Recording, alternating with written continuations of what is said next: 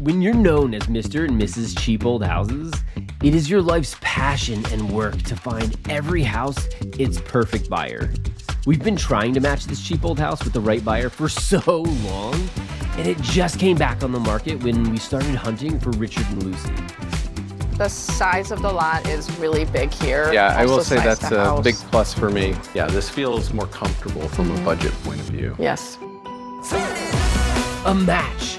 Finally, this towering Italianate is exactly what their family needs.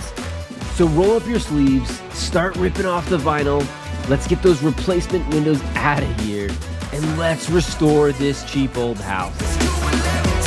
Tune in to Who's Afraid of a Cheap Old House to see this house restoration and so many more. And if you're not following us on Cheap Old Houses, you need to follow because you are probably looking for a cheap old house for yourself. Oh, this is great.